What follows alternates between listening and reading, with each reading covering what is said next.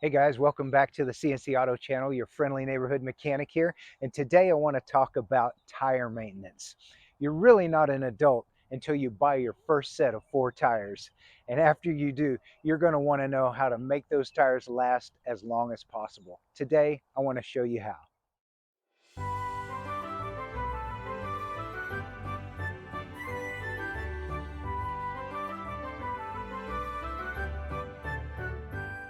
So how are we going to save these tires, make them last as long as possible? Well, one way is keep the tire pressure where it's supposed to be. And let me show you how to figure out what tire pressure you're supposed to have in the tires on your car. So where you want to look to tell what pressure your tires should have on your vehicle is right inside this door. Right along this B pillar here, come look right here. There will be a sticker.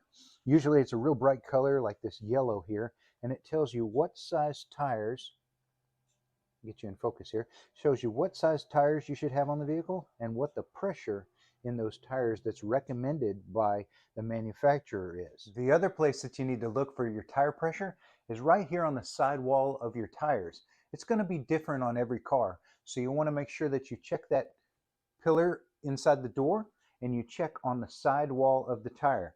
So where you look on the tire is right here close to where the rim is on this part of the tire, and you come along and there'll be a bunch of words, and eventually you'll get to a point where it says here max pressure, and in this case it says 50 psi. So the manufacturer here puts a number for the amount of pressure in the tires that they have found is best for the performance of that vehicle. As we saw on the tire down here, the tire itself said that you could put pressure up to 50 psi. So there it says 35, here it says 50. So which is it? Well, it's up to you. Anywhere in there is safe. That being said, if you put more air in the tire, if you overinflate the tire, then the tire may not grip the road as well. So be careful of that. So somewhere between 35 and 50 psi, typically lower on that end so that you get a little softer ride and a bigger contact patch. That tire is contacting more of the road. That's where you want to be. That's the sweet spot. Carry a tire pressure gauge in your car. Okay, you can get one of these little cheapo ones where the little stick comes out, and I'll show you how to read that here in a minute. You can get one of these kind that's got a dial gauge. It shows you the pressure in a different way. There are even digital ones that'll give you an LCD readout, which is super easy to read. You can go to the local gas station. A lot of times they'll have an air pump to help you fill up the tire, but they may not have a gauge on that, and so you don't know how much pressure you're putting in it. So make sure you keep one of these in your car. They only cost a couple of bucks. I'll put a link down below to a couple of these different types of tire gauges available, the cheaper ones, and even one of those fancy digital ones.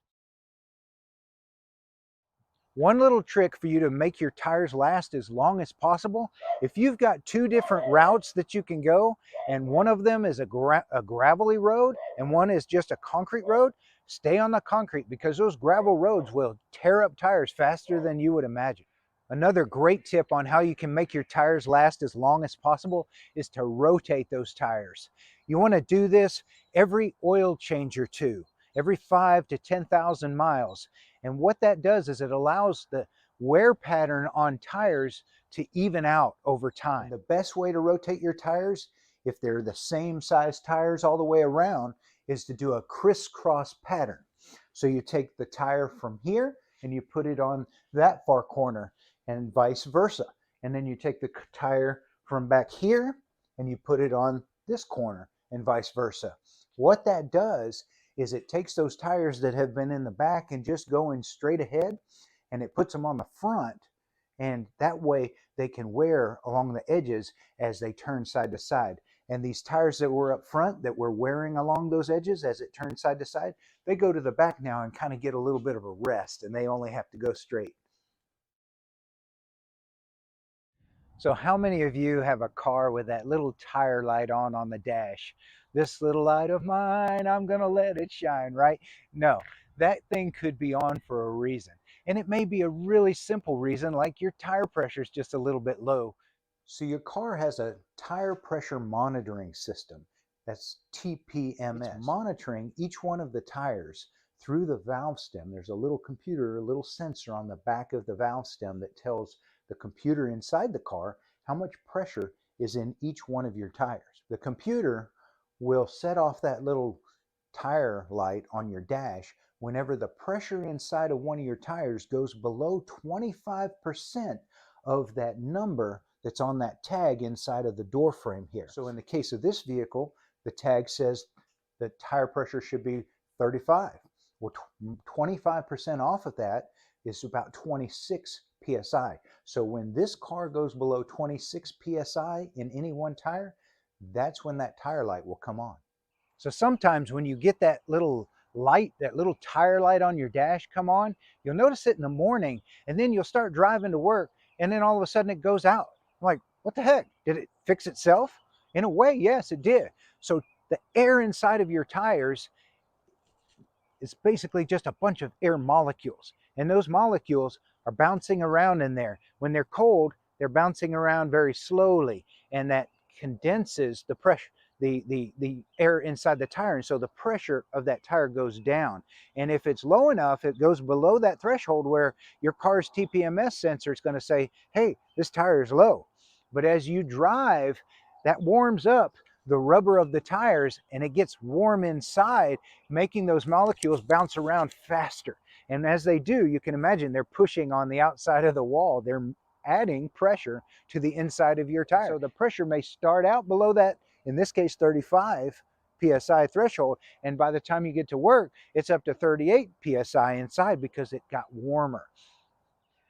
So if you see that, you start out in the cool of the morning with a tire pressure light on, and then by the time you get somewhere, that tire pressure light has gone out, that is a dead giveaway that the only problem with your tires is that they're a little low on air. So put a little bit more air in there and you're golden.